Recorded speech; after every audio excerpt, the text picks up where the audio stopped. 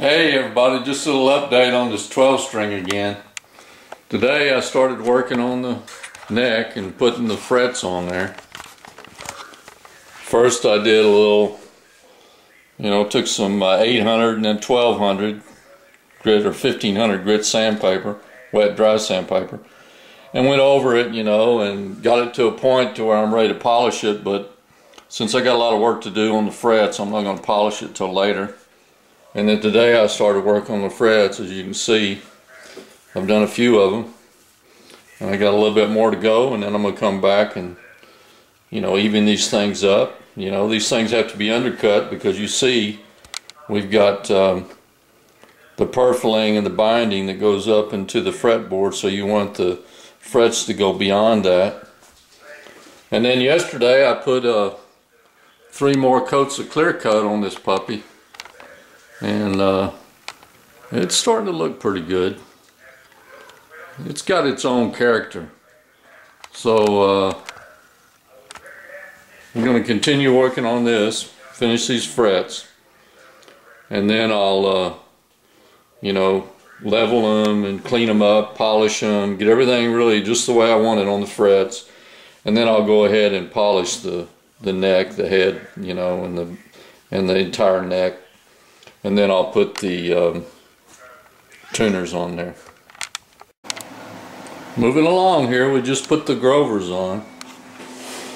I just finished drilling the holes on this side, and I'm going to put the screws in and polish this baby up yesterday, putting the Grovers on today. But while I was doing the polishing, I noticed I had a couple of bad spots here. Little chip out on the paint, so I had to touch it up. And then on this side I've got a little area where the clear coat chipped off of the binding right there. I got to repair that. And then on this side there was a little chip of paint chipped right out, so I got to fix that. So I'm going to do a little touch up on this neck, and finished all the fret work. Polished it up, leveled it. That's that little repair area. Put the 0 fret on there, which is a bigger fret wire. Measured it, with a quarter at the 12th fret and put a straight edge all the way to this 0 fret. And I had a clearance on the first 3 frets of about a sheet of paper, about 40 thousandths of an inch. So I'm looking pretty good at this point. I don't want to do too much more until I actually get it on the guitar. I made a brand new nut for it, got it put away. And then yesterday I put another 3 coats of clear coat on the body.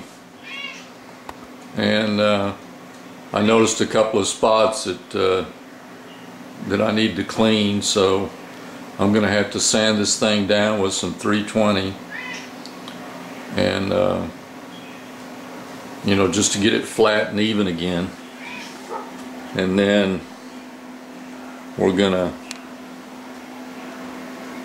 put a couple of more, well actually 3 more coats of clear coat, and then I'm gonna buff it out with some or sand it out with some 800 grit sandpaper, let it sit about, or 600 grit, and let it sit about 2 weeks until the clear coat hardens up and shrinks, and then I'll come back with some 800 and then some 1500 wet dry, and then I'll use some buffing compound on it, and we'll go from there. Just a little info on these Grovers and how I lined them up and fixed them.